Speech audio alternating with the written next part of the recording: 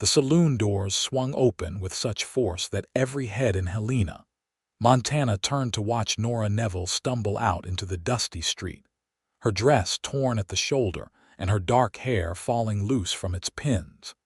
Tears streaming down her face as Preacher Thomas Whitmore's voice thundered behind her loud enough for the entire town to hear in that summer of 1873. Unworthy. That woman is unworthy to step foot in the house of God. She has sold herself for money, debased herself beyond redemption, and no amount of prayer can wash away the stain upon her soul. Nora's hands trembled as she pressed them against her ears, trying to block out the words that felt like physical blows. The afternoon sun beat down mercilessly on the main street of Helena as curious faces appeared in windows and doorways. She could feel their judgment like needles pricking her skin. 3 months ago, she had been desperate, hungry, her younger brother sick with fever and no money for the doctor. The saloon owner had offered her work, and she had taken it because the alternative was watching her brother die. But Samuel had died anyway, and now she was left with nothing but shame and the preacher's condemnation ringing in her ears. She ran, her boots kicking up dust as she fled down the street past the general store, the blacksmith, the assayer's office. People stepped back as if her presence might contaminate them. Mrs. Henderson pulled her daughter close and turned away. Mr. Cooper spat in the dirt as she passed. Nora's chest heaved with sobs as she ran toward the edge of town, toward the open prairie where she could disappear, where she could cease to exist. She did not see the horse until she collided with it. The impact sent her sprawling backward into the dirt. Strong hands caught her before she hit the ground, and she found herself looking up into a weathered face beneath the brim of a worn leather hat. The man's eyes were a startling blue, lined at the corners from years of squinting into the sun, and his expression held concern rather than judgment. "Easy there," he said, his voice low and steady. "You all right, miss?" Nora struggled to pull away, but her legs would not support her. She collapsed against the stranger's chest, her body shaking with exhaustion and despair. "Please," she whispered, "just let me go. Let me die out there in the desert where nobody has to look at me anymore." The cowboy's arms tightened around her, holding her upright. "Now that is about the most foolish thing I have heard all week, and I have been listening to my partner try to convince me that his horse can count to 10. His tone was gentle despite the words. "What has got you so tore up?" "You heard him," Nora choked out, finally finding the strength to step back and look at the man properly. He was tall, broad-shouldered, probably in his late 20s, with sandy brown hair that curled slightly where it touched his collar. Dust covered his clothes from the trail, and a bedroll was tied to his saddle. The whole town heard him. "I am unworthy, stained beyond redemption." The cowboy's jaw tightened. "Is that so?" He looked past her toward the center of town where a crowd had gathered, the preacher still holding forth from the saloon steps. "Well, I reckon that preacher has got some things backwards then. Name is Wade Patterson, and I have got a few thoughts on the subject of worthiness if you are willing to listen." Nora wiped at her eyes with the back of her hand, leaving streaks of dust across her cheeks. "Why would you listen to me? You do not even know me." "Do not need to know you to see someone hurting," Wade said simply. He pulled a handkerchief from his pocket and offered it to her. "And I do not need to know what you have done to know that preacher is wrong about redemption. Grace covers all our sins, every last one of them, or it does not cover any. That is what I learned from my mama before she passed, and she was a better Christian than any fire-breathing preacher I have ever met." The words struck Nora like cool water on a burn. She stared at this stranger who spoke of grace so easily, as if it were truly available to someone like her. "You do not understand," she said, her voice breaking. "I worked in the saloon. I did things, terrible things because I needed money for medicine for my brother. And he died anyway, so it was all for nothing." Wade was quiet for a moment, and Nora braced herself for the inevitable disgust, the turning away. Instead, he said, "I am right sorry about your brother. Cannot imagine losing family like that. But doing what you had to do to try to save him, that does not make you unworthy. That makes you human. The preacher says different. The preacher is a fool." Wade's voice was firm. "Come on, let me buy you some dinner at the hotel restaurant. You look like you have not eaten in a while, and we can talk proper without half the town gawking at us." Nora hesitated. Every instinct told her to refuse, to run, to hide. But something in Wade Patterson's steady gaze made her want to trust him, made her want to believe that grace might actually exist. She nodded slowly, and Wade offered his arm like she was a lady being escorted to a dance rather than a fallen woman fleeing condemnation. They walked together back through town, and Nora felt the weight of hostile stares following them. Wade seemed oblivious to it all, his posture relaxed and confident. When they reached the Grand Helena Hotel, the desk clerk's eyes widened. "Mr. Patterson, I do not think—" "You do not think what?" Wade interrupted mildly. "That a paying customer can buy dinner for a friend. Because I have got money right here, and unless this establishment has changed its policies since I was here last month, I reckon you will take it just fine." The clerk's mouth opened and closed like a fish before he gestured weakly toward the restaurant. Wade guided Nora to a corner table where they would have some privacy. The few other diners whispered among themselves, but Wade ignored them completely as he pulled out a chair for Nora. "Order whatever you want," he said. "I have been on the trail for 2 weeks eating nothing but beans and hardtack, so I am planning to have the biggest steak they have got." Nora's stomach growled at the mention of food. She could not remember the last time she had eaten a proper meal. When the waitress came, Wade ordered for both of them, requesting coffee and bread to start. The waitress, a middle-aged woman named Clara who had always been kind to Nora, gave her a small, sympathetic smile before hurrying to the kitchen. "So," Wade said, leaning back in his chair, "tell me about yourself, and I do not mean what the preacher was hollering about, I mean who you really are."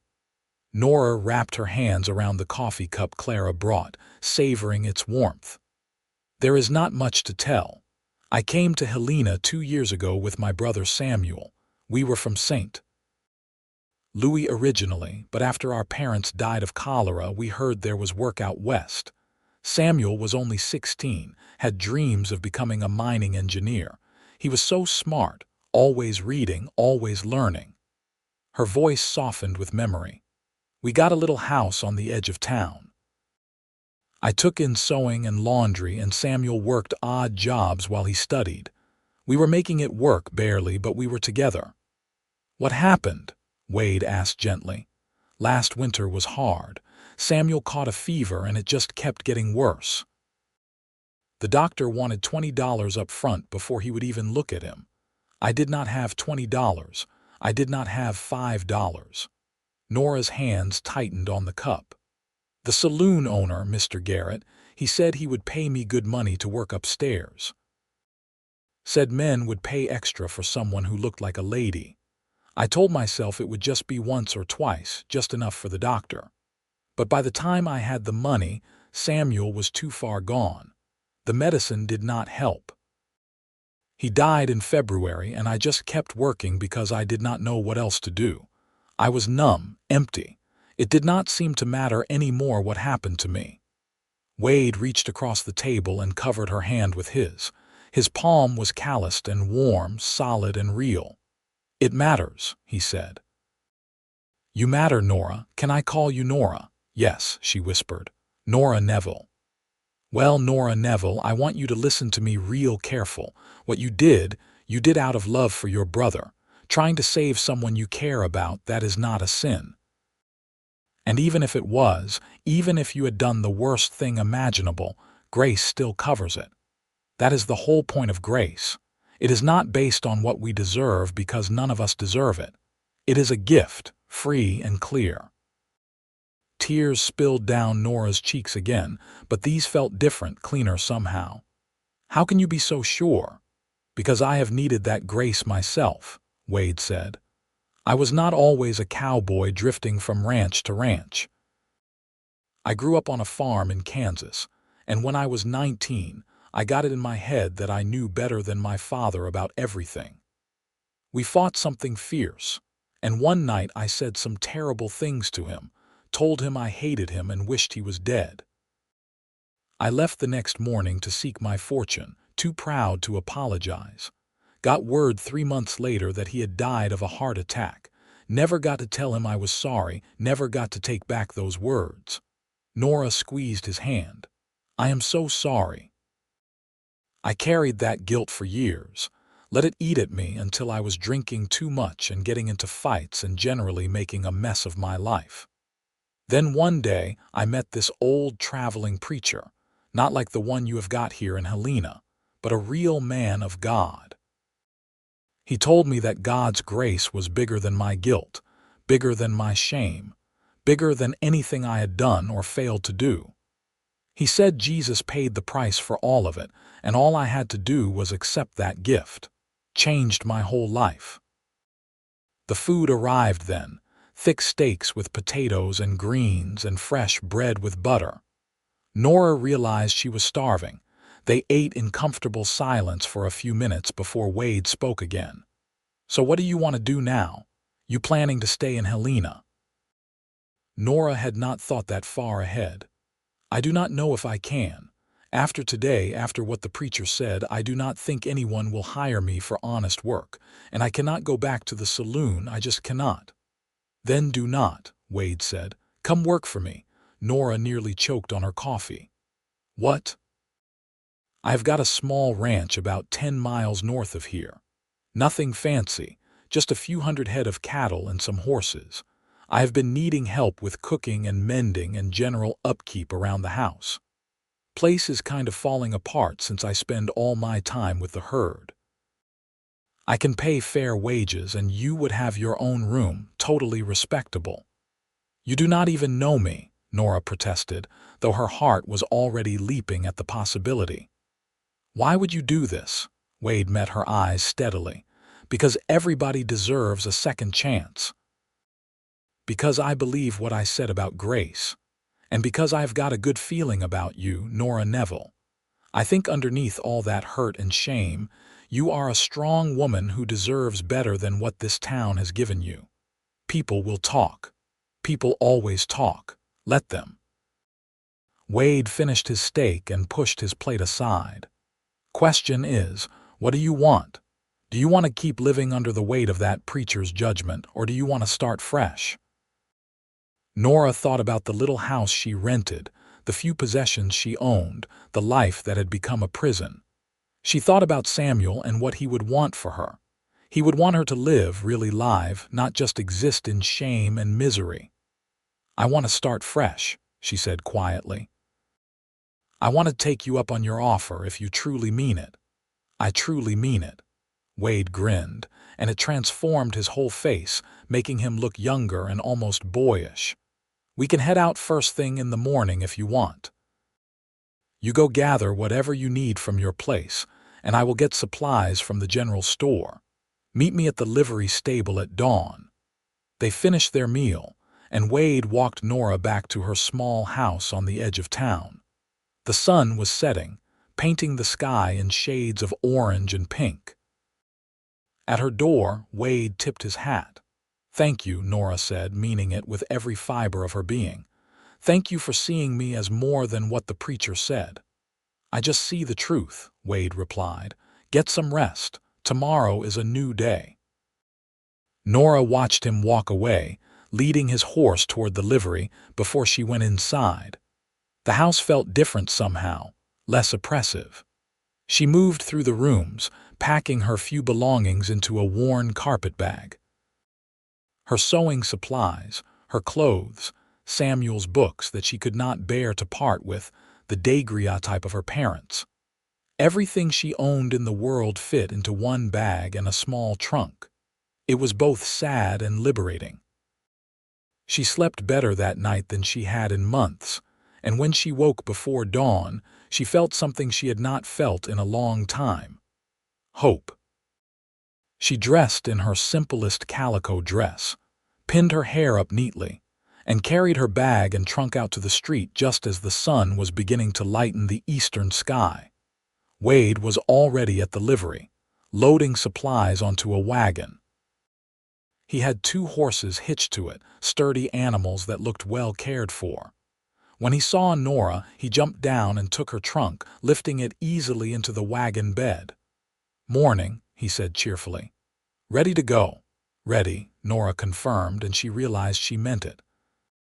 They were just climbing onto the wagon seat when a voice rang out across the street. "Hold on there." Preacher Whitmore strode toward them, his black coat flapping like crow's wings, his face red with indignation. Behind him came a small crowd of townspeople, drawn by the promise of more drama. "Where do you think you are taking that woman?" the preacher demanded, pointing at Nora. "She owes a debt to this community for the moral corruption she has brought upon us." Wade's expression hardened. He climbed down from the wagon and faced the preacher, his stance relaxed but ready. "I do not recall Miss Neville being under arrest for any crime. She is a free woman, and she is coming to work on my ranch as my employee. Do not see how that is any of your business. It is my business when a sinner tries to escape the consequences of her actions." Whitmore's voice rose to that thundering pitch he used in sermons.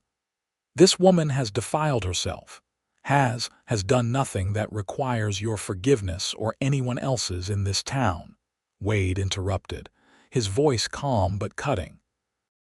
"You know, preacher, I have been reading my Bible since I was old enough to hold one, and I cannot seem to find the part where Jesus condemned the woman caught in adultery.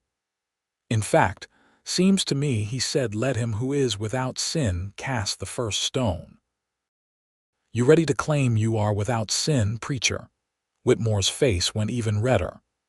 "How dare you question I am questioning your understanding of grace," Wade continued.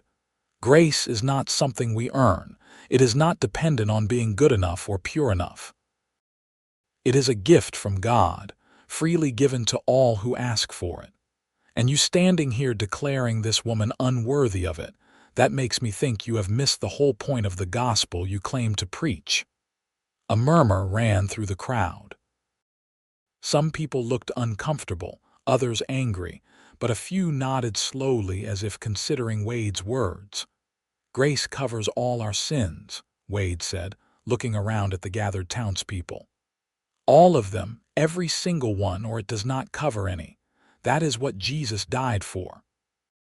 Not just the respectable sins, not just the small mistakes, but all of it. The prostitute, the tax collector, the thief on the cross, they all got the same grace. And if God can forgive Nora Neville, then who are you to say she is unworthy?" Preacher Whitmore opened and closed his mouth several times, his face now purple with rage. "You blaspheme! You twist Scripture to justify sin." "I do not justify sin," Wade said. "I just recognize that grace is bigger than it. And I recognize that a woman who tried to save her dying brother is not beyond redemption, no matter what you say." He turned his back on the preacher, a deliberate dismissal, and offered his hand to help Nora onto the wagon seat. She took it, her own hand trembling, and climbed up. Wade settled beside her and took up the reins. "Wait," a woman's voice called out. Clara, the waitress from the hotel, pushed through the crowd. She pressed a wrapped bundle into Nora's hands. "Some food for your journey," she said quietly. "God bless you, dear." "Thank you," Nora whispered, clutching the bundle. As Wade clicked his tongue and the horses started forward, old Mr. Jensen, who ran the general store, called out, "You need anything from town, you come see me, Wade. I will make sure you are treated fair." Wade touched his hat in acknowledgement, And then they were moving, the wagon wheels creaking as they rolled down the main street of Helena. Nora did not look back at the crowd or the preacher. She kept her eyes forward, on the open road ahead, on the mountains in the distance, on the future that suddenly seemed possible again. They rode in silence for the first hour as Helena disappeared behind them, and the landscape opened up into rolling prairie dotted with pine trees and rocky outcroppings. The morning air was crisp and clean, smelling of sage and wildflowers. Nora breathed it in deeply, feeling like she was exhaling poison and inhaling life. "You all right?" Wade asked eventually, glancing over at her. "I think so," Nora said. "I keep waiting to wake up and find this is all a dream. Nobody has ever stood up for me like that before. Nobody has ever called me worthy." "Well, get used to it," Wade said with a smile. "Because on my ranch everybody pulls their weight and everybody gets treated with respect. That includes you." The ranch came into view around midday, nestled in a valley with a creek running through it. The house was small but well built, made of logs with a stone chimney. There was a barn, a corral with several horses and cattle grazing on the hillsides. It was beautiful in a simple, honest way. Wade helped Nora down from the wagon and showed her around. The house had a main room with a fireplace and kitchen area, 2 bedrooms and a loft. Everything was functional but messy, with dust coating the furniture and dishes piled in the wash basin. "I told you it needed a woman's touch," Wade said sheepishly. "I am better with horses than housekeeping." "I can work with this," Nora assured him, already mentally cataloging what needed to be done. "Which room is mine?" Wade showed her to the smaller bedroom, which had a narrow bed, a dresser, and a window overlooking the creek. It was simple but clean, and it was hers. Her own space, her own sanctuary. "I will bring in your things," Wade said. "You settle in, and we can figure out the details of your work over dinner. I am thinking I will handle the outdoor work with the cattle and horses, and you can manage the house and cooking and such. Does that sound fair?" "More than fair," Nora said. "Wade, I cannot thank you enough for this." He paused in the doorway, his expression serious. "You do not owe me anything but an honest day's work. This is a job, Nora, not charity. You are earning your keep." She understood what he was doing, preserving her dignity by framing it as employment rather than rescue. It made her respect him even more. Over the next few weeks, Nora threw herself into making the ranch house a home.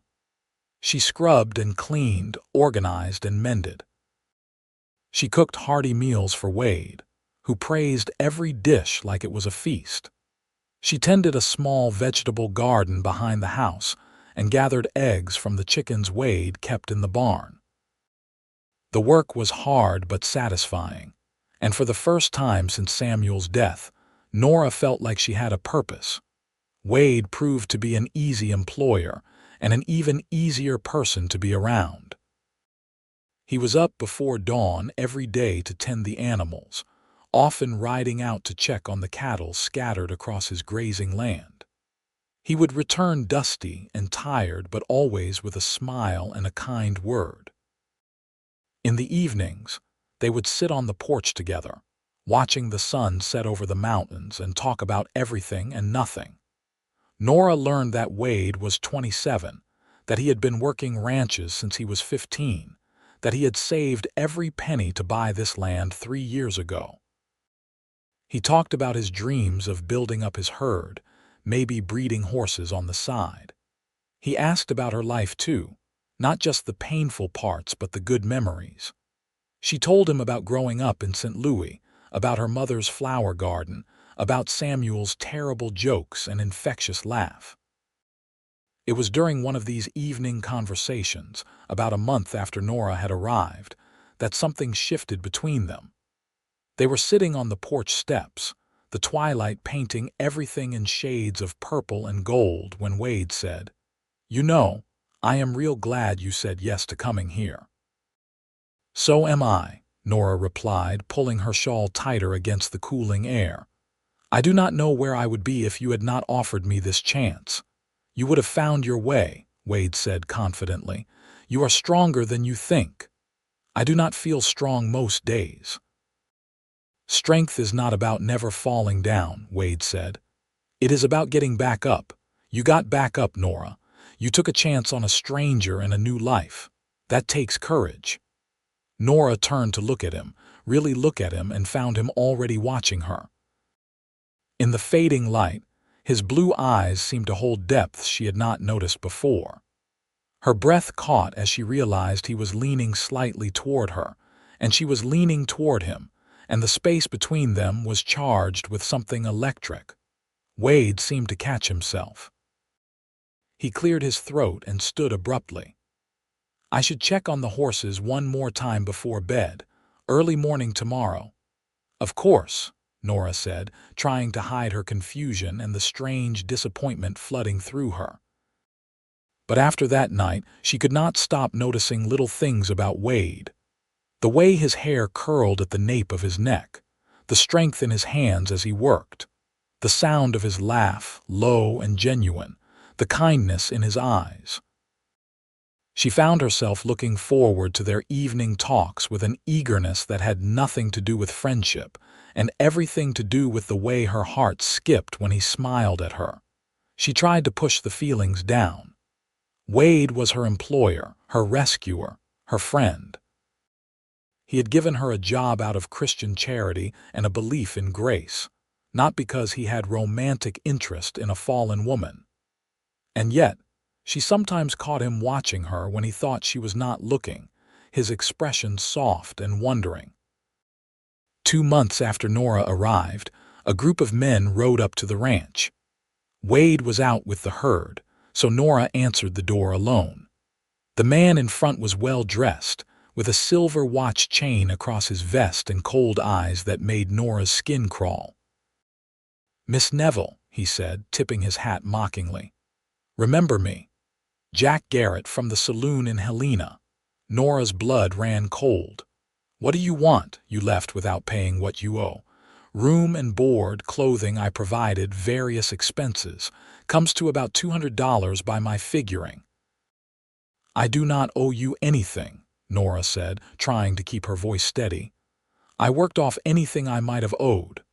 That is not how I see it, Garrett said, and I have got these boys with me to help collect. He gestured to the 3 rough-looking men behind him. Now you can come back to Helena and work off your debt, or you can pay up right now. Your choice. I am not going anywhere with you, Nora said firmly, though fear clawed at her throat. This is my home now, my job, and you have no claim on me. Garrett's smile was cruel.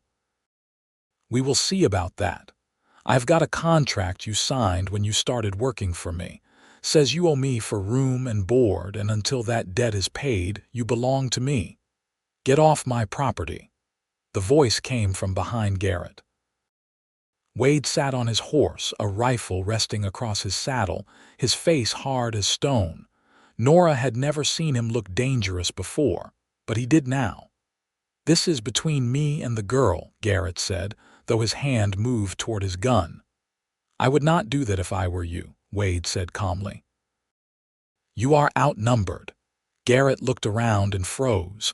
4 more riders had appeared, surrounding him and his men. They were Wade's neighbors, Nora realized, ranchers from the surrounding area. Nora works for me now, Wade continued. She has got honest employment at fair wages, and whatever imaginary debt you think she owes you, it does not matter. She is not going anywhere. I have got a legal contract, Garrett blustered. Then take it to the sheriff in Helena and see what he says, Wade suggested. But I am guessing a contract that binds someone to prostitution is not going to hold up real well in court, especially when half the town saw you running a crooked game. Now, you have got about 10 seconds to get off my land before I decide you are trespassing and deal with you accordingly. Garrett looked at the armed men surrounding him and made the smart choice. This is not over, he spat, but he turned his horse and rode away, his men following. Wade waited until they were out of sight before he dismounted and came to Nora, who was shaking on the porch. "You all right?" "He had a contract," Nora said. He has got nothing," Wade said firmly. "That was a bluff. And even if it was not, I would pay whatever fake debt he claims before I would let him take you back there. You hear me? You are safe here, Nora, I promise you that." Nora looked up at him, this man who kept saving her in ways big and small, and the feelings she had been trying to suppress came rushing to the surface. "Why?" she whispered. "Why do you keep protecting me?" Wade's jaw worked as if he was struggling with something. "Finally," he said, "because I care about you. Because somewhere along the way these past 2 months, you stopped being just my employee and became someone important to me. Because I cannot stand the thought of anyone hurting you." "Wade," Nora breathed, and then she was in his arms and his mouth was on hers and the world fell away.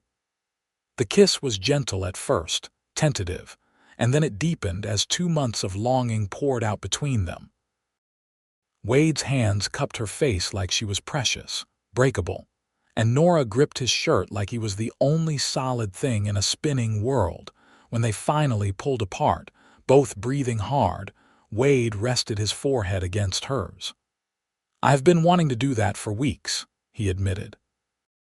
"But I did not want to take advantage, did not want you to feel obligated because I gave you a job." "You are not taking advantage," Nora assured him. "I have been falling in love with you since the day you stood up to the preacher and told me I was worthy. You made me believe in grace, Wade. You made me believe in myself again."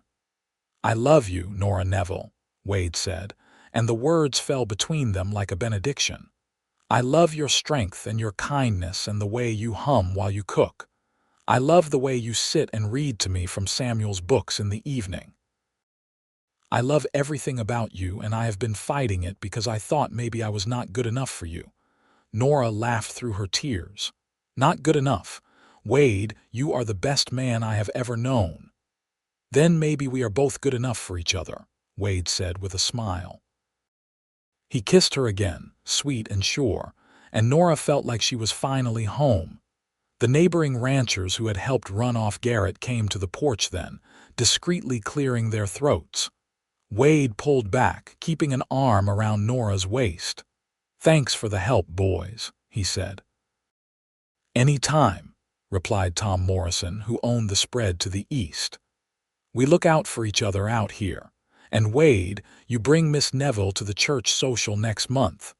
Her preacher Whitmore is not the only man of God in Montana. We have got a circuit preacher who comes through, and he actually knows what he is talking about." "We will be there," Wade promised.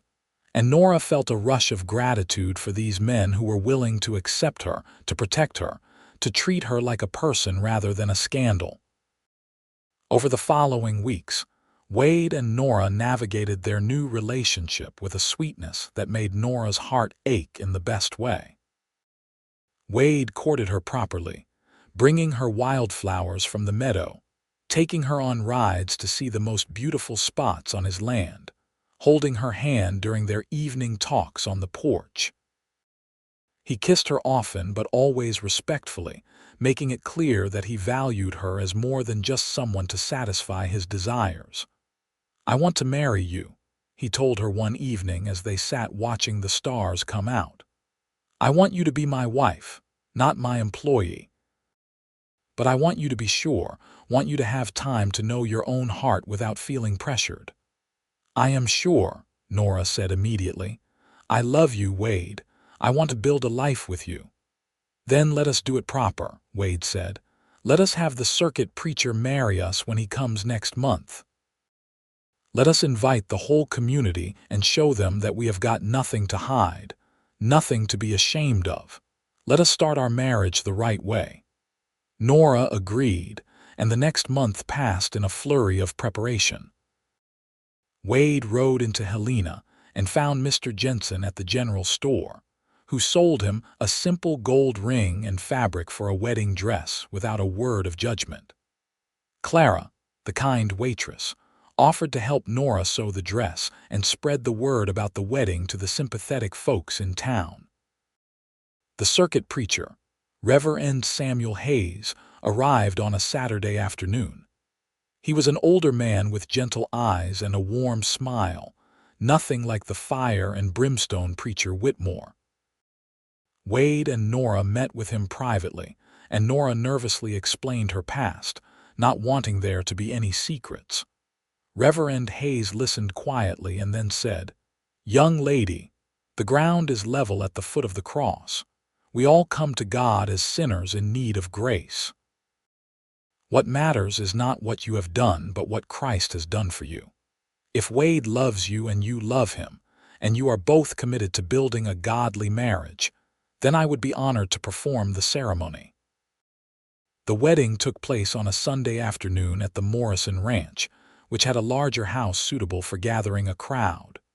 Nora wore the pale blue dress she and Clara had sewn, simple but beautiful, with lace at the collar and cuffs. She carried wildflowers that Wade had picked that morning. Her hands shook as she stood before Reverend Hayes, but when she looked at Wade, saw the love and certainty in his eyes, the shaking stopped. "Dearly beloved," Reverend Hayes began, "we are gathered here in the sight of God to join this man and this woman in holy matrimony." Nora barely heard the traditional words, too focused on Wade, on the way he looked at her like she was the most beautiful thing he had ever seen. When it came time for the vows, Wade's voice was strong and clear. "I, Wade Patterson, take you, Nora Neville, to be my lawfully wedded wife, to have and to hold from this day forward for better or worse, for richer or poorer, in sickness and in health, to love and to cherish until death do us part. This is my solemn vow." Nora repeated the words back to him, her voice catching with emotion. "I, Nora Neville, take you, Wade Patterson, to be my lawfully wedded husband, to have and to hold from this day forward for better or worse, for richer or poorer, in sickness and in health, to love and to cherish until death do us part. This is my solemn vow." Wade slid the gold ring onto her finger, and Nora did the same with the ring she had purchased with her saved wages. Reverend Hayes smiled broadly. "By the power vested in me by God and the territory of Montana, I now pronounce you man and wife. Wade, you may kiss your bride." Wade cupped Nora's face in his hands and kissed her tenderly, and the gathered crowd erupted in cheers and applause. Nora laughed against his lips, overwhelmed with joy. She was married, she was loved, she was worthy. All the shame and condemnation from Preacher Whitmore seemed like a distant nightmare, burned away by the grace that Wade had shown her and the love that now bound them together. The celebration lasted well into the evening, with food and music and dancing. Nora found herself surrounded by women who welcomed her, who asked about her life and shared stories of their own. Not everyone from Helena had come, but enough had to show that public opinion was shifting. Even Mr. Jensen was there, dancing with his wife and congratulating Wade on his good fortune. As the sun set and the party began to wind down, Wade and Nora rode back to their ranch, now truly theirs together. Wade carried her over the threshold of the house, both of them laughing, and set her down gently in the main room. "Welcome home, Mrs. Patterson," he said, and the name sent a thrill through Nora. "It has a nice sound," she agreed, reaching up to loosen his tie. "Wade Patterson's wife." He kissed her then, deeply, and swept her up into his arms, carrying her to his bedroom, which was now their bedroom. He set her down beside the bed and looked at her with such love and desire that Nora felt cherished beyond measure. "I love you," he whispered, his fingers working at the buttons of her dress. "I am going to spend every day of my life showing you how much." Their wedding night was tender and passionate, Wade treating Nora with reverence and care, making sure she felt loved and safe. Afterward, lying in his arms with her head on his chest, listening to his heartbeat, Nora felt peace settle over her like a blanket. "Thank you," she whispered into the darkness. "For what?" Wade asked, his hand stroking her hair. "For seeing me. For believing in grace. For loving me when I could not love myself." Wade kissed the top of her head. "That is what love does. It sees the truth of who someone is beneath all the hurt and shame. And the truth is, you are wonderful, Nora Patterson. You always were." The following months were the happiest of Nora's life. She and Wade worked the ranch together, building their life and their future. They talked about expanding the herd, about building a bigger house, about the children they hoped to have someday. In the evenings, they would still sit on the porch and watch the sunset. But now Wade would pull her into his lap and hold her close, and they would dream together about what was to come. Winter came, and with it the news that Preacher Whitmore had left Helena. Apparently, his congregation had dwindled after several members spoke up about his harsh judgment and lack of grace. Reverend Hayes had agreed to add Helena to his circuit, and the town was slowly healing from the division Whitmore had caused. Spring brought green grass and new calves, and also brought Nora's suspicion that she might be pregnant. She waited until she was certain before telling Wade, planning the perfect moment to share the news. She caught him coming in from the barn one evening, his face dirty and his smile wide. "I've got something to tell you," she said, unable to keep the excitement from her voice. Wade's eyes lit up. "Yeah, what is it?" "I am going to have a baby. We are going to have a baby." For a moment, Wade just stared at her, and then he let out a whoop of joy that probably scared the horses. He picked Nora up and spun her around, careful even in his excitement not to swing her too hard. "A baby," he kept repeating. "We are going to have a baby. Nora, that is the best news I have ever heard." He set her down and immediately dropped to his knees, pressing his ear to her still flat stomach. "Hello in there, little one. This is your papa. I cannot wait to meet you." Nora laughed, tears of happiness streaming down her face. "You are going to be such a wonderful father." "And you are going to be an amazing mother," Wade said, standing and kissing her. "This child is blessed to have you." The pregnancy progressed smoothly, and Nora bloomed with health and happiness. Wade hovered over her constantly, insisting she rest more and let him handle more of the household chores. The neighboring women came to visit, bringing advice and baby clothes, and the kind of community support Nora had never experienced before. In early winter, during the first snowfall of the season, Nora went into labor. Wade rode frantically to fetch the midwife, Mrs. Morrison, who had helped deliver dozens of babies in the area.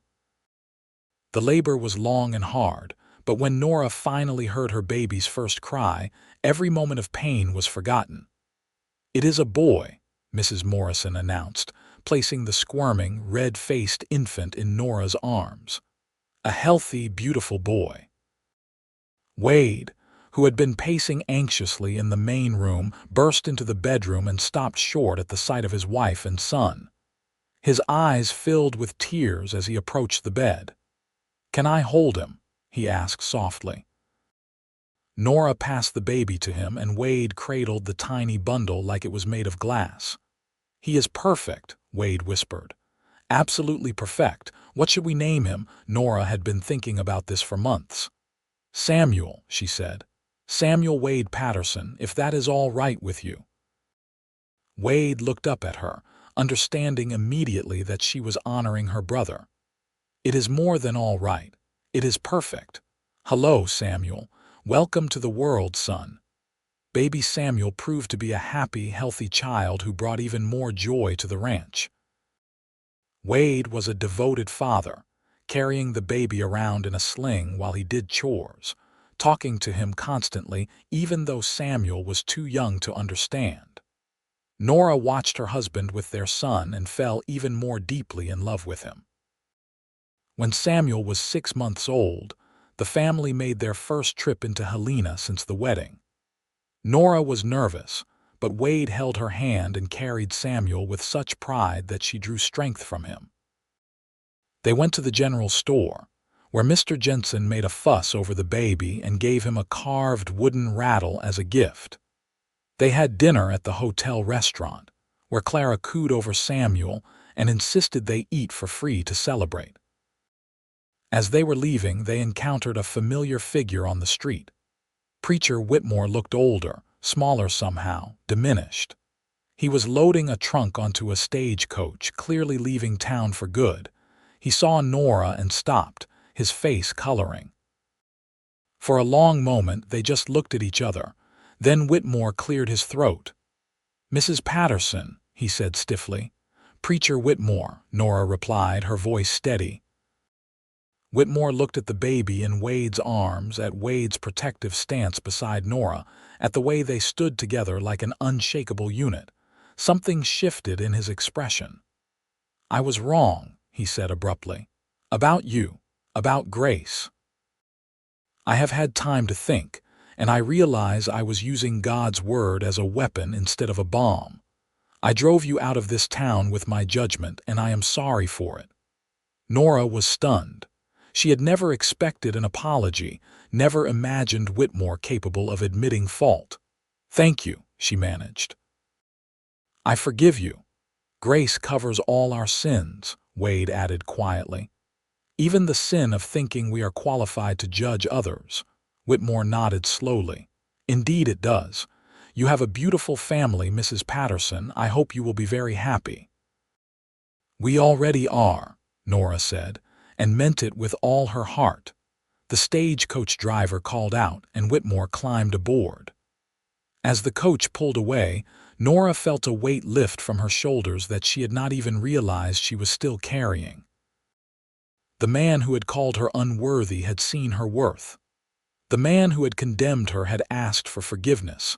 It felt like a circle closing, a final healing. "You all right?" Wade asked as they walked back to their wagon. "Better than all right," Nora said.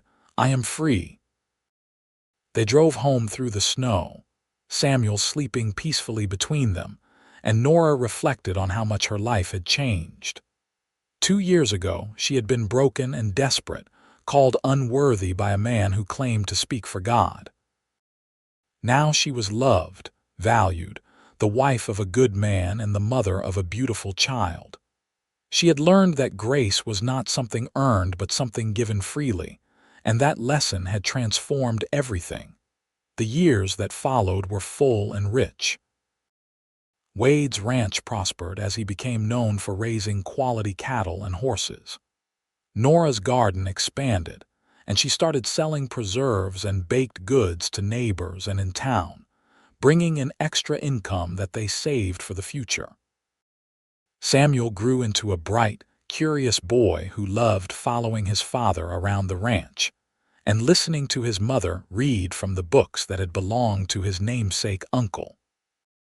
When Samuel was 3, Nora gave birth to a daughter they named Grace, partly after the concept that had saved Nora's life, and partly because it was a beautiful name that suited the tiny, dark-haired girl perfectly. Wade was just as devoted to his daughter as he was to his son, carrying her everywhere and insisting she would grow up to be anything she wanted to be. 2 years after Grace came another son, David, who had his father's blue eyes and his mother's determination.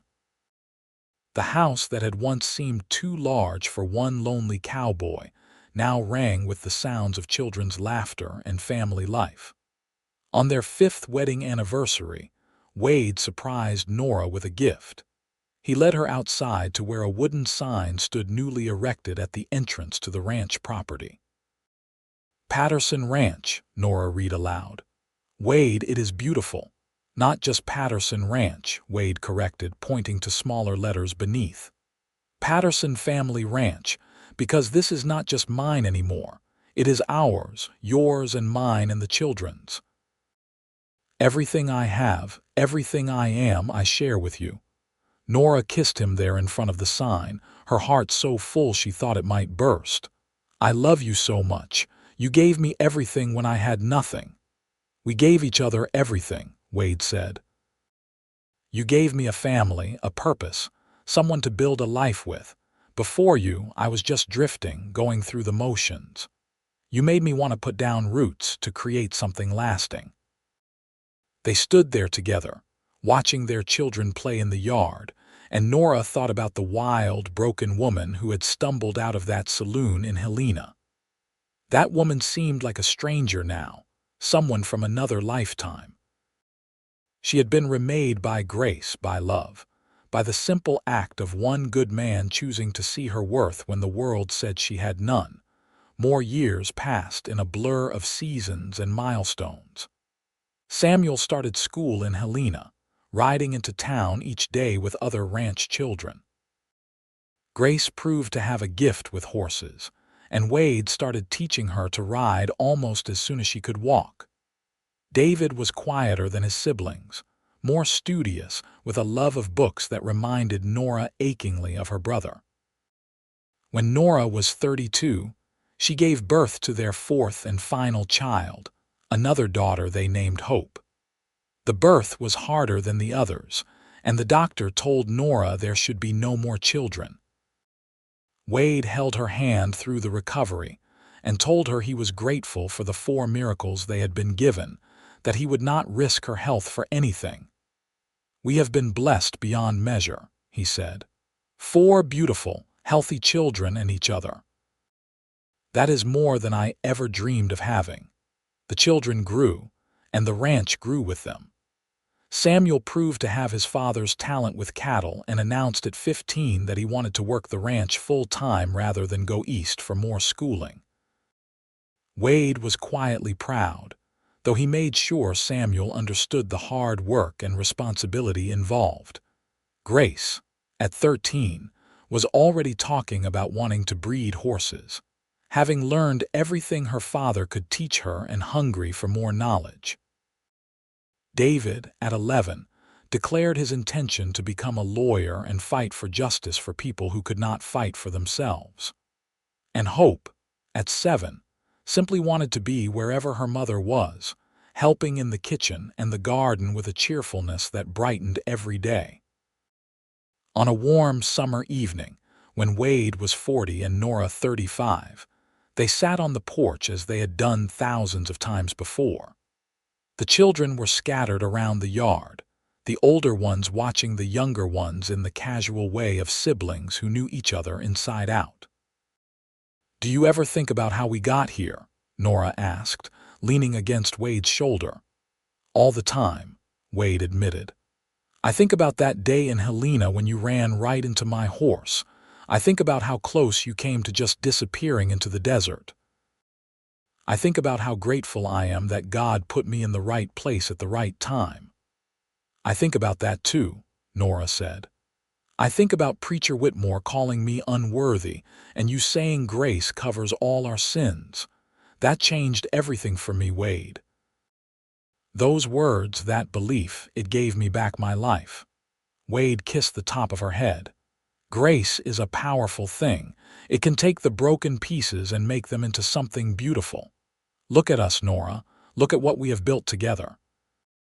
This family, this life, it all started because we both believed in second chances." "I love you," Nora said simply. "I have loved you since the moment you defended me in front of that crowd. I will love you until the day I die. And I will love you beyond that," Wade replied. "Into eternity, Nora Patterson. You are my heart." They sat together as the sun painted the sky in shades of gold and pink, their children's voices a happy background music, and Nora felt the peace that had become her constant companion. She had been called unworthy once, by a man who did not understand grace. But she had been called worthy by the man who mattered most, the man who had shown her what love really meant. The years continued to unfold with their mixture of joy and challenge, triumph and sorrow. Wade's mother, who had died when he was young, had a sister who came to visit when Samuel turned 18. Aunt Margaret was a spry woman in her 60s who took an immediate liking to Nora and insisted on staying for 3 months, during which time she taught Grace and Hope all sorts of skills from needlepoint to piano playing on the instrument Wade had surprised Nora with on their 10th anniversary. Samuel married at 21, bringing home a sweet-faced rancher's daughter named Elizabeth who fit into the family like she had always been there. They built a small house on the far end of the Patterson property and started their own herd, working in partnership with Wade. Within 2 years, they had given Wade and Nora their first grandchildren, twin boys who were the absolute delight of their grandparents' lives. Grace, true to her word, started a horse breeding program and gained a reputation throughout Montana for producing quality animals. She remained unmarried, insisting she was too busy for romance, though Nora suspected her independent daughter simply had not found anyone who could match her spirit yet. David went east to study law as he had planned, and came back with not only a degree but also a wife, a sharp-minded woman from Boston who charmed everyone, despite being a city girl in ranch country. David set up a law practice in Helena and made a name for himself defending miners and workers against unfair treatment, living out his childhood dream of fighting for justice. Hope, the baby of the family, surprised everyone by developing a talent for writing. She documented the history of the ranch, interviewed old-timers about the early days of Montana, and eventually started selling her stories to newspapers back east. She married a traveling journalist when she was 22, and they split their time between the ranch and various assignments around the growing West. Through it all, Wade and Nora remained the center of their expanding family, the steady anchor around which everyone else orbited. They still sat on the porch in the evenings, though Wade's hair was now more gray than brown and Nora's face showed the lines of a life fully lived. They held hands and watched their grandchildren play and counted their blessings. On their 25th wedding anniversary, the entire family gathered at the ranch for a celebration. Children and grandchildren filled the house and yard, laughter and conversation flowing like wine. Reverend Hayes, now quite elderly but still sharp as a tack, came to offer a blessing over the gathering. 25 years ago, he said, his voice carrying across the crowded main room, I married 2 people who believed in grace and second chances. I married a man who saw worth where others saw shame, and a woman who had the courage to accept the love being offered.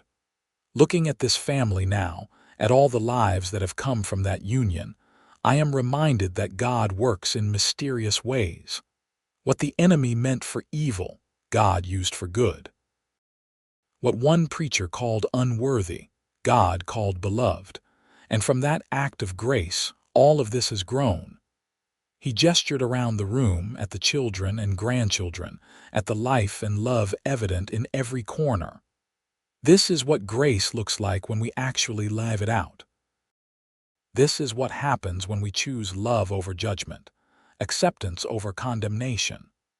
Wade and Nora, you have built something beautiful here, not just a ranch or a business, but a legacy of grace that will continue through your children and their children. May God bless you with many more years together. The gathering erupted in applause and well wishes. Wade stood and pulled Nora to her feet, holding her close. 25 years, he said, loud enough for everyone to hear. 25 years ago, I met a woman running from judgment and offered her a job. Best decision I ever made. Nora, you have given me everything good in my life. You have given me love, family, purpose, joy. You have shown me what it means to be truly alive. I would make the same choice 1,000 times over. And I would say yes 1,000 times over, Nora replied, tears streaming down her face. You saved my life, Wade Patterson. You gave me grace when I could not give it to myself. Everything I am, everything we have built together, it started with your belief that I was worth saving. I love you with my whole heart." They kissed to cheers and applause from their family, and the party continued long into the night with music and dancing and storytelling. Nora found herself surrounded by grandchildren wanting to hear stories about the old days, about how she and Grandpa had met, about what life was like when Montana was still wild territory.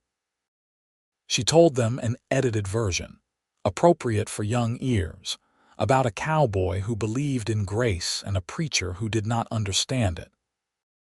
She told them about choosing to start over, about building a life from nothing, about love that grew slowly and surely until it became the foundation of everything. As she talked, she caught Wade's eye across the room where he was holding one of the twins while talking to Samuel and David. He winked at her, and her heart still fluttered the way it had when she was a young bride. Some things never changed. The years continued their steady march. Wade and Nora celebrated their 30th anniversary with less fanfare but no less love. They had slowed down some, letting Samuel take over more of the ranch operations, but they were still healthy and active. Wade still brought Nora wildflowers from the meadow. Nora still made Wade's favorite meals and read to him in the evenings. They had 14 grandchildren now, with another on the way. The ranch had expanded to include Samuel's portion, and David's family stayed in Helena but visited often, and Grace's horse breeding operation had its own barn and corrals. Hope and her husband had built a small cabin on the property for when they were not traveling. The Patterson name was well respected throughout Montana, associated with honesty, hard work, and integrity.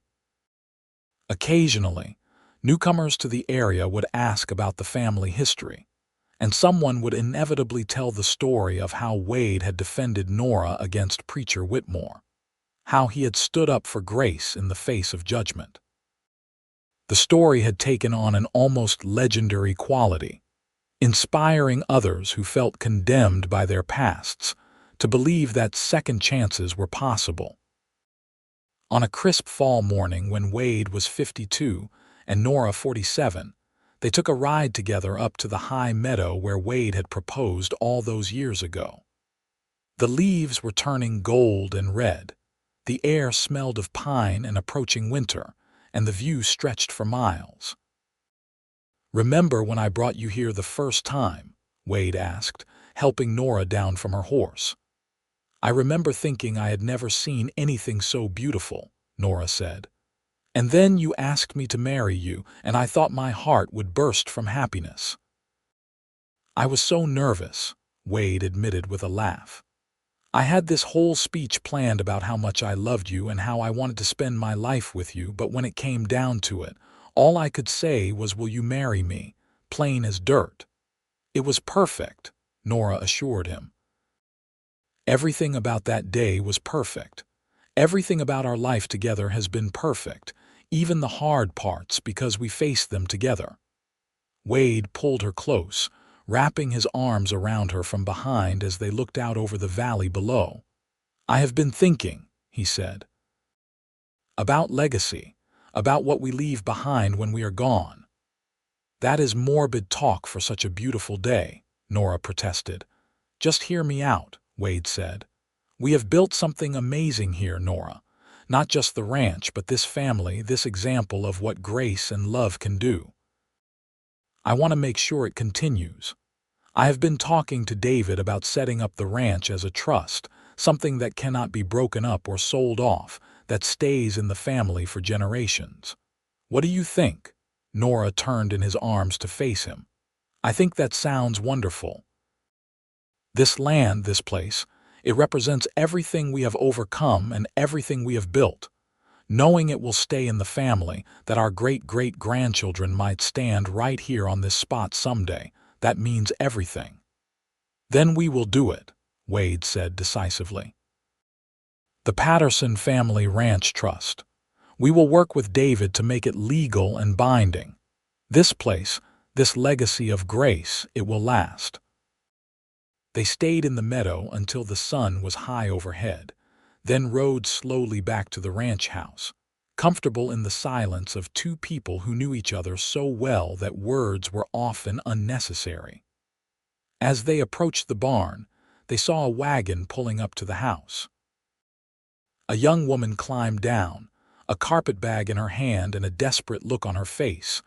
Wade and Nora exchanged glances, both thinking the same thing. The woman reminded them of Nora so many years ago, lost and seeking shelter. "Can we help you?" Wade called out as they rode up. The woman turned, and they could see she had been crying. "I am looking for work," she said. "I heard the Pattersons sometimes hire people who need a fresh start. I know I do not look like much right now, but I am a hard worker and I am honest, and I just need a chance." Nora dismounted and walked over to the young woman, seeing herself reflected in those desperate eyes. "What is your name, dear?" "Martha," the woman said. "Martha Green. I am 18 and I ran away from a bad situation in Butte. I do not have anywhere else to go." "Well, Martha Green," Nora said gently, "you have come to the right place. We know something about fresh starts here. Come inside and let us talk about what you need and what we can offer." Wade caught Nora's eye and smiled. 30 years later, and they were still extending grace to those who needed it. The circle continued. Martha stayed for dinner and told her story, carefully edited but honest enough.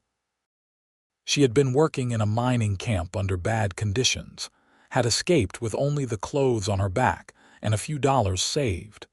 She needed work, shelter, and a chance to build a better life. "You can stay in the spare room in the main house," Nora decided. "We will find work for you to do, honest work at fair wages. And Martha, whatever you have done or whatever has been done to you, it does not define you here. You are starting fresh as of right now. Do you understand?" Martha's eyes filled with tears. Thank you so much. "I promise I will work hard and earn my keep." "I am sure you will," Wade said kindly. "And Martha, remember this. Grace covers all our sins. Whatever shame you are carrying, you can let it go here. You are safe." The words that had changed Nora's life all those years ago were now being offered to another lost soul. Nora felt the rightness of it deep in her bones. This was what their legacy was meant to be, a place where grace was not just talked about but actually lived out. Martha proved to be everything she had promised, a hard worker who was grateful for the opportunity. She helped Nora with the household tasks and the garden, and slowly began to heal from whatever had happened to her in Butte. The family accepted her without question, following Wade and Nora's example of offering grace rather than judgment. 6 months after Martha arrived, Hope's husband brought a friend to visit, a young teacher who was setting up a school in a nearby town. Martha and the teacher, whose name was James, took an immediate liking to each other. Within a year they were married, and Martha had her own fresh start, her own love story built on grace and acceptance. "We started something," Wade observed to Nora as they watched Martha and James ride away after the wedding, heading to their new life in the town where James taught. "All those years ago, when I told you grace covers all our sins, I was just trying to help one woman, but look what it has become. Martha is the third person we have helped start over, and each of them has gone on to build good lives. That is a legacy worth leaving." "It is your legacy," Nora said. "You are the one who understood grace well enough to offer it freely. I was just the first recipient." "We built it together," Wade insisted. "You could have stayed bitter and broken. Instead, you chose to heal, to love, to become someone who could offer grace to others. That is just as important as my part." The years rolled on, bringing the usual mixture of joy and sorrow that life always brings. Aunt Margaret passed away peacefully in her sleep at 78. One of the twin grandsons was injured in a riding accident, but recovered fully. Grace finally found love at 35 with a widowed rancher who appreciated her independence. Hope's writing career took off when a publisher back east collected her stories into a book about the real West that became quite popular. Through it all, Wade and Nora remained the steady center, the living example of what grace and love could build. They celebrated their 40th anniversary surrounded by their children, grandchildren, and a growing number of great-grandchildren. David had drawn up the papers for the ranch trust, ensuring that the land would stay in the family as Wade had wanted. 40 years, Wade marveled, looking at Nora across the table laden with food that their daughters and daughters-in-law had prepared. 40 years, and I love you more now than I did the day we married. Impossible, Nora teased. You loved me quite a lot that day. Then I love you differently, Wade amended.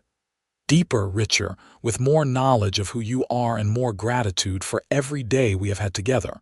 You are the best thing that ever happened to me, Nora Patterson. And you are my saving grace, Nora replied, taking his hand. Literally and figuratively. Everything good in my life stems from the day you offered me a job and told me I was worthy. I hope you know that.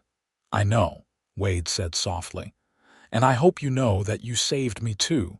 You gave me purpose and family and a reason to build something lasting. We saved each other. The celebration continued with grandchildren performing songs and skits, with toasts and speeches and laughter. As the evening wound down and families began heading to their various homes on the property, Wade and Nora found themselves alone on the porch again, their favorite spot, watching the stars come out. You ever wonder what would have happened if I had not been in Helena that day? Wade asked. If I had taken a different route or stopped somewhere else? I try not to, Nora admitted. It is too frightening to think about, but I believe God put you there, Wade. I believe it was meant to be that our lives were always supposed to intersect the way they did. I believe that too, Wade said. And I am grateful every day for God's timing and grace. They sat in comfortable silence, and Nora thought about the terrified woman she had been 40 years ago, running from judgment and condemnation. She thought about the long road from that moment to this one, the healing and growth and love that had filled the years. She thought about their children and grandchildren, all the lives that existed because one cowboy had chosen grace over judgment. Thank you, she whispered. For what? Wade asked, though he probably knew. For everything. For seeing me when no one else would. For loving me when I could not love myself. For building this life with me. For 40 years of grace and love and second chances. Wade pulled her close and kissed her forehead. It has been my honor and privilege. Every single day. The Patterson Ranch continued to thrive as Wade and Nora moved into their 60s and then their 70s. They slowed down significantly, leaving the running of the ranch entirely to Samuel and his sons, but they were still active and engaged with their ever-expanding family. They became the patriarch and matriarch that everyone looked to for wisdom and guidance. Young couples in the family and even in the wider community would come to them for marriage advice, and Wade and Nora always told the same story. Grace, forgiveness, and choosing love every single day. They talked about the importance of seeing the best in each other, of extending the same grace God had extended to them. When Wade was 75 and Nora 70, they took one final ride up to the high meadow where Wade had proposed. It was harder now, their bodies not as strong as they once were, but they were determined. Samuel accompanied them, worried about his parents but understanding their need to make this journey. Standing in the meadow, looking out over the valley they had called home for so many decades, Wade turned to Nora with tears in his eyes. "This has been a good life," he said. "The best life I could have imagined." "The best life," Nora agreed, "and it is not over yet." We have got more years in us, more grandchildren to spoil, more memories to make." She was right. They had another 5 years together, 5 more years of love and laughter and family gatherings. They celebrated their 50th anniversary with a party that brought people from all over Montana, many of them individuals who had been touched by the Patterson family's example of grace and second chances over the years. Wade passed away peacefully in his sleep at 80, with Nora beside him and his children gathered around. His last words were, "Grace covers all our sins. Never forget that." Nora grieved deeply but not hopelessly. She had loved Wade with her whole heart for 50 years, and his loss left a void nothing could fill. But she was surrounded by the legacy they had built together, by children and grandchildren and great-grandchildren who embodied the principles of grace and love they had lived by. She lived another 7 years, staying active and involved with the family, telling stories about Wade and the early days to anyone who would listen.